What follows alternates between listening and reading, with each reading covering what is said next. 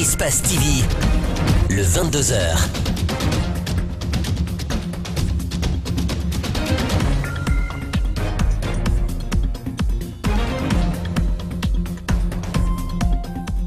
Il est 22h, vous regardez Espace TV. C'est un plaisir de vous retrouver, mesdames et messieurs. Bonsoir et tout de suite les titres de cette édition d'information. Émeute dans la préfecture de Beila, la cause, le manque d'infrastructures de services sociaux de base. Vous écouterez des jeunes politiques ressortissants de la localité dans ce journal. Le rapport d'audit qui fait autant de bruit en Guinée actuellement a enfin été rendu public. Selon incompréhension, le cabinet mentionne que les travaux ne constituent ni un audit ni un examen limité au sens des normes d'audit de la Fédération internationale des comptables. Décryptage à suivre.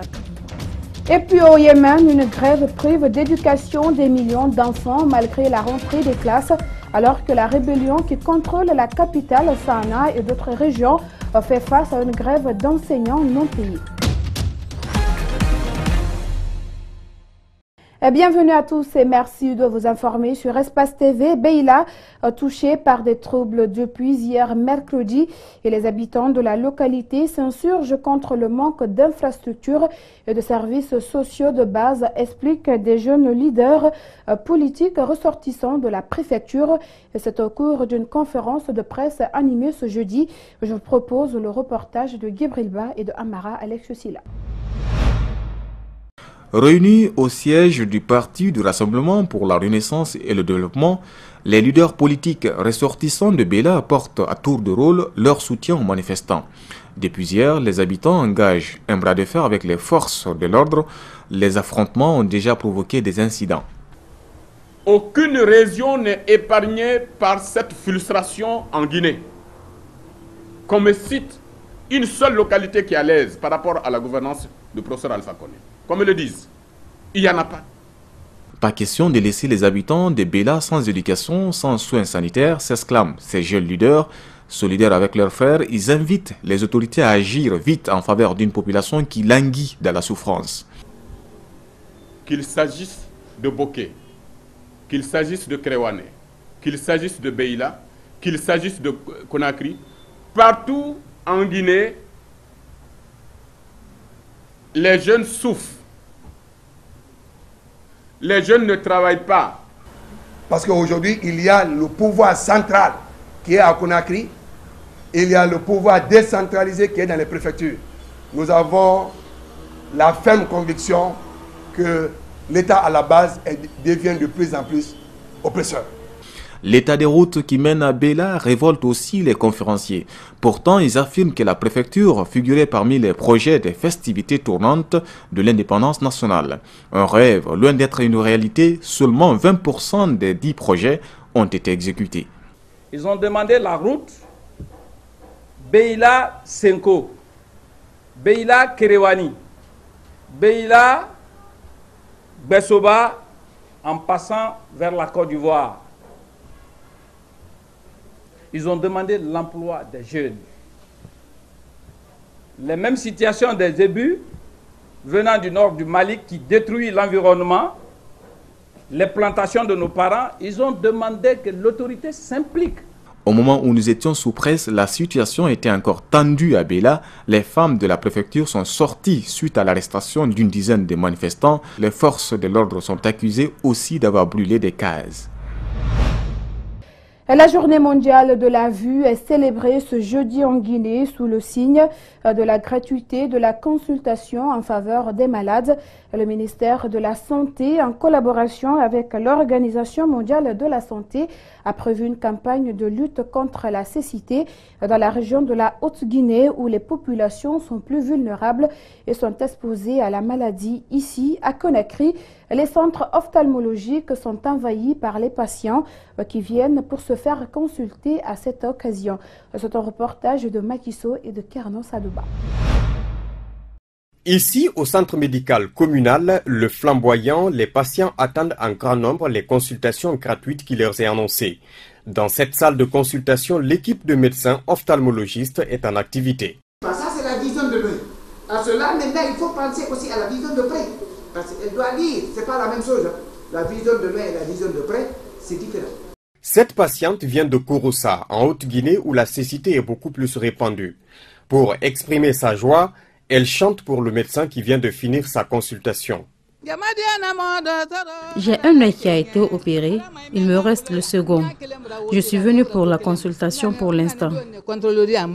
Célébrée en différé, cette journée mondiale de la vue a été mise à profit par les médecins pour faire un plaidoyer en faveur des services ophtalmologiques qui connaissent un manque criard d'équipement. Un message destiné au département de la santé et aux partenaires impliqués dans le domaine sanitaire. C'est l'unique lampe à fente disponible au niveau du service. Voilà la lampe que je vous ai fait voir, cette lampe, elle est en panne. Hein? Elle est en panne, mais c'est une vieille lampe. Je peux même oser vous dire que cette lampe doit avoir le même âge que moi, sinon plus. Je ne peux pas vous mentir, franchement, elle est là, vous pouvez bien visualiser ça. Donc, mais ce qui reste sûr, et au bloc, et à la consultation, nous avons besoin des équipements. Nous aurions voulu vraiment qu'on diminue au maximum les évacuations, en tout cas pour ceux qui aient des interventions sur les cataractes. En Guinée, au moins 500 malades de la cécité sont reçus par an dans les centres ophtalmologiques pour des soins. Mais le plus souvent, le résultat est négatif faute d'équipement dans les blocs opératoires, ce qui conduit la plupart des malades à opter pour des évacuations vers les pays étrangers, avec des frais parfois qui dépassent leurs moyens.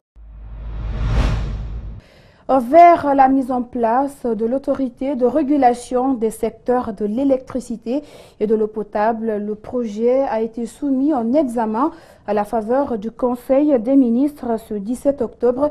La mise en place de cette instance est une conditionnalité de la mise en œuvre des programmes d'appui au secteur de l'énergie de la Guinée. Les explications de Mohamed Damaro Kamara. C'est un projet de loi qui a été exposé au Conseil des ministres par le ministre de l'Énergie et de l'Hydraulique, soutenu par la CEDEAO et l'autorité de régulation régionale dans l'élaboration de cette loi qui doit satisfaire toutes les préoccupations relatives au système d'échange de l'énergie dans la sous-région et la réglementation du secteur en Guinée. Le ministre a affirmé que l'adoption du présent projet de loi permettra de répondre aux impératifs suivants. Le respect de la directive CDIR 1-06-2013 adoptée par la Guinée lors de la 70e session du Conseil des ministres de l'énergie à Abidjan, qui dispose spécialement de l'obligation pour chaque État de la mise en place d'une autorité de régulation indépendante dotée de la personnalité juridique, de l'autonomie budgétaire ainsi que de ressources financières et humaines pour son fonctionnement à l'échéance fin 2015.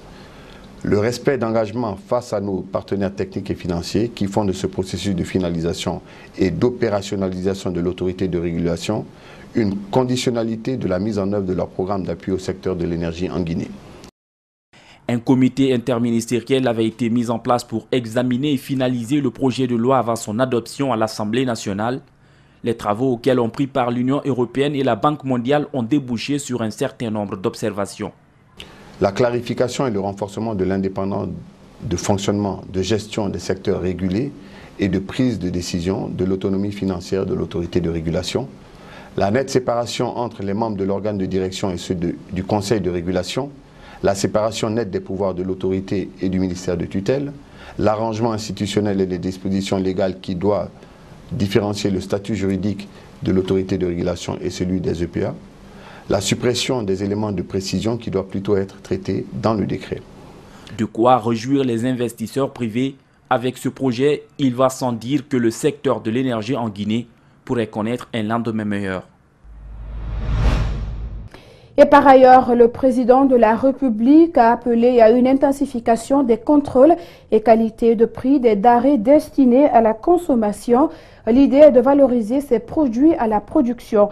On écoute le porte-parole du gouvernement Damantan, Albert Kamara. Le gouvernement annonce que, comme il l'a fait avec l'anacarde, il a décidé d'accompagner les agriculteurs qui produisent le fonio, le sumbara, la patate douce, le beurre de karité, le taro et l'igname, pour donner plus de valeur à ces produits et plus d'importance à la production. À ce titre, le gouvernement a mis à disposition des machines pour transformer tous ces produits en produits finis. Une structure de rachat de ces produits a été mise en place également, non seulement pour accompagner les productrices et producteurs, mais aussi pour faciliter leur travail et leur assurer un débouché par le rachat de toute la production. Des missions vont sillonner les 4 régions pour prendre contact avec les productrices et les producteurs afin de mieux appliquer la nouvelle politique du gouvernement.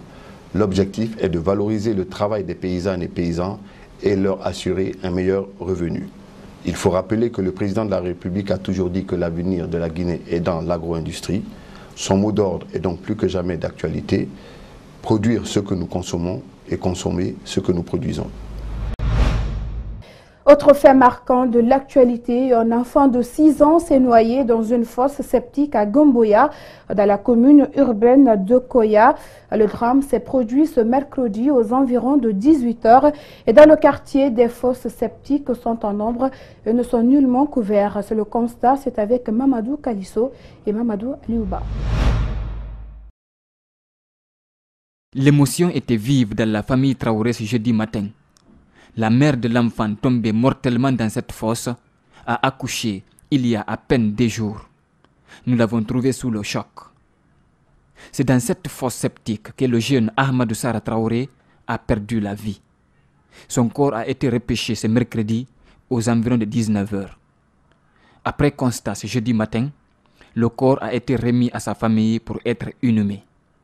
Aucune disposition concrète n'a été prise pour retrouver le propriétaire de cette fosse afin qu'il réponde de ses actes. Puis, ces fosses septiques à ciel ouvert, non couvertes, sont nombreuses dans le quartier. Elles sont transformées en de véritables piscines par les enfants, au su et au vu de tous. D'après de nombreux témoignages recueillis sur place, ce n'est pas la première fois que des citoyens tombent dans ces trous. Le dernier cas en date, c'était il y a quelques mois. Un adulte aussi est tombé dans un de ces caniveaux. Mais lui a eu plus de chance qu'Ahmadou Sara Traoré, nous apprend-on. Il s'en est sorti avec des blessures. Les citoyens de Gomboya lancent un cri de cœur aux autorités pour que des dispositions idoines soient prises face à ces trous béants qu'ils qualifient de tombeaux à ciel ouvert. Des journalistes de la presse publique et privée sont outillés sur l'importance des médias dans l'éducation de la société et l'utilisation rationnelle des nouvelles technologies de l'information et de la communication. C'est une initiative de l'association des jeunes reporters et l'objectif est d'arriver à une presse saine et acquise pour le développement dans le respect des principes démocratiques. Alcéné Bari et Ibrahima Souri Kamara ont assisté à cette première journée de travail. Durant 2 jours, 15 journalistes de la presse privée et publique vont être formés sur l'importance des médias dans l'éducation de la société et l'utilisation des NTIC. Une première en Guinée avec une importance particulière. Nous pensons qu'il faut outiller les journalistes dans la collecte de l'information et les habituer à cet environnement où il y a une multitude de sources d'information qui ne sont pas toujours des sources pertinentes. Cette formation est extrêmement utile pour l'avenir de notre presse parce que cela permettra de nous positionner dans l'environnement numérique.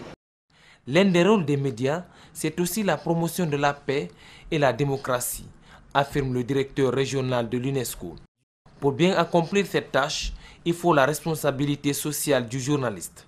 Informer sans nuire et informer sans détruire, dans le respect des principes du métier. Sur la base des documents que l'UNESCO a élaborés, de former les jeunes journalistes sur le sens de leurs responsabilités, l'exploitation et l'utilisation des réseaux sociaux comme source d'information et de véhicules de l'information de manière responsable, de manière constructive pour contribuer efficacement au développement socio-économique et culturel de leur pays. Des journalistes de l'intérieur devraient également bénéficier de la formation, rassure le président de l'association des journalistes reporters, organisateur de l'activité. L'AGR fera tout, comme ils l'ont dit, de démultiplier, s'il faut dire, ces formations, surtout à l'intention de nos antennes à l'intérieur du pays, puisque toutes les formations ne vont pas que c'est limité ici même à Conakry. Ces différents journalistes devraient également restituer cet acquis à leurs collègues. L'ONG Aide et Action a présenté ce jeudi les résultats d'une étude sur le faible taux de scolarisation en Guinée.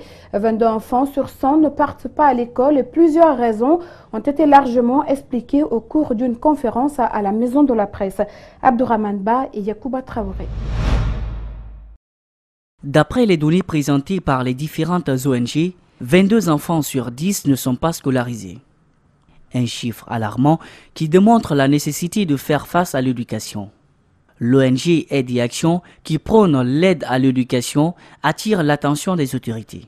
Il y a urgence à financer l'éducation et j'insiste particulièrement sur la scolarisation des filles parce qu'on sait la plus-value que peut apporter la scolarisation des filles. La recherche, la documentation attestent qu'une fille éduquée, une mère de famille éduquée, c'est une mortalité qui baisse de 5 à 10%. Malgré ce constat alarmant, les membres de cette organisation reconnaissent les efforts financiers apportés par l'État. Selon eux, la solution à ce problème nécessite l'implication de toutes les couches. Qu'il est possible qu'on trouve d'autres financements qui ne soient pas ceux du public. On le sait une fois de plus que le public à lui seul, l'État à lui seul ne peut pas faire face aux grands défis de financement de l'éducation. Si cette ONG s'implique dans les réflexions et analyses sur les problèmes de l'éducation guinéenne, chaque année, elle débloque des montants destinés à l'amélioration du secteur éducatif. Aide et Action apporte environ 1 850 000 € par an pour soutenir des projets éducatifs. Il y a aussi un fonds qui sera mis en place qui va aller dans le sens de soutenir le développement local. Le développement local, c'est sûr et certain, s'intéressera à l'éducation qui est le premier pilier, le premier levier de développement de notre pays. Et comme je vous l'annonçais dans les titres, le rapport d'audit opérationnel, comptable et financier de la Fédération guinéenne de football, comme il est intitulé, a été rendu public ce jeudi. Il porte sur la période allant de janvier 2013 au mois de décembre 2015, alors que Salif Kamara, Super V, un des mis en cause, était président de l'instance dirigeante du sport Roua. Encore une incompréhension. Dans le document, il est mentionné que les travaux ne constituent ni un audit ni un examen limité au sens des normes d'audit par la Fédération internationale des comptables. Kadja Diallo a parcouru le document pour nous et suivant. Le cabinet constate au plan institutionnel l'absence d'un plan stratégique portant sur le développement du football en Guinée. Il note également l'inexistence des textes juridiques de base qui fixent le régime fiscal de la FEGIFOOT. Au titre des rôles et responsabilités, le rapport évoque le non-fonctionnement de plusieurs commissions et organes prévus par les statuts. Pour ces constats et bien d'autres, des recommandations ont été faites à l'Assemblée générale, le comité et le secrétariat exécutif de l'instance dirigeante du sport roi. Pour ce qui concerne la gestion des ressources financières et matérielles, les auteurs du rapport ont mentionné la non-exhaustivité de la collecte des données au sein de la fédération. Les états de rapprochement bancaire de gestion de la caisse et les procès-verbaux d'inventaire de caisse n'existeraient pas non plus. Les états financiers ne remplacent pas les états de la fédération, indique le cabinet. Le rôle de la mission est de ressortir la faiblesse dans la gestion des ressources financières et matérielles. Globalement, le cabinet indique que les travaux menés ne constituent ni un audit, ni un examen limité au sens des normes de la Fédération internationale des comptables. Et en parlant de sport, que devient le centre technique Joseph Blatter d'Onongo et l'hôtel du Sili, pendant qu'une bataille médiatique se livre autour des audits à la FEGIFOOT. Ces deux bijoux sont en délabrement après l'arrêt des travaux pour des raisons encore inconnues. Plus de réponses dans ce constat de Mamad Souma et de Mohamed Bangoura. Les Ivoiriens, à partir de leur centre, ils ont combien de professionnels à l'extérieur? Les Maliens, ils ont combien de professionnels qui brillent aujourd'hui? Et les nôtres? Cette courte interrogation sur la formation des footballeurs guinéens met en exergue l'utilité de ce centre technique. Fort malheureusement, il tombe dans un délabrement suite aux arrêts de travaux dont les causes semblent être le fruit de la passivité. Ce qui concerne l'entretien du centre technique de Nongo, on n'a pas budget approprié pour ça. Mais depuis la venue de M. Antonio Soare, il a commencé a posé des actes, mais elle a été stoppée par la FIFA. La venue du secrétaire général, quand elle était venue rendre visite ici, elle a autorisé à M. Antonio Soare d'arrêter. Que Centre Technique appartient à la FIFA, ce n'est pas pour la Guinée. Les fonds qu'ils ont alloués, qu'ils n'ont pas vu ce travail-là ici. D'abord, pour l'hôtel aussi, elle a dit la même chose. L'hôtel de proximité pour héberger les équipes nationales et étrangères est aussi un chantier délaissé pour des raisons laissées au libre arbitre de chacun. Les patrons qui étaient là, ce sont eux qui savent pourquoi rien n'a été fait. L'audit là, tout est basé sur l'audit parce qu'ils ne vont rien débloquer tant qu'ils n'auront pas l'audit pour la Guinée. Donc tout a été bloqué. Des bijoux dont l'état actuel frustre le monde sportif. Le cri de cœur pourrait changer selon les langues, mais les esprits se ressemblent. Si notre football aujourd'hui est en retard, on se jette les balles de par-ci par-là, que l'on chasse qu'il y a certains éléments qui sont à la base.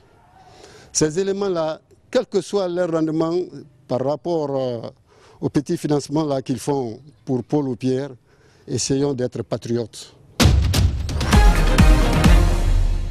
C'est ce qui met fin à cette édition d'information réalisée par toute l'équipe d'Espace TV. Merci à tous de l'avoir suivi et l'info continue sur notre site web www.espacetvguinée.info. Bonsoir.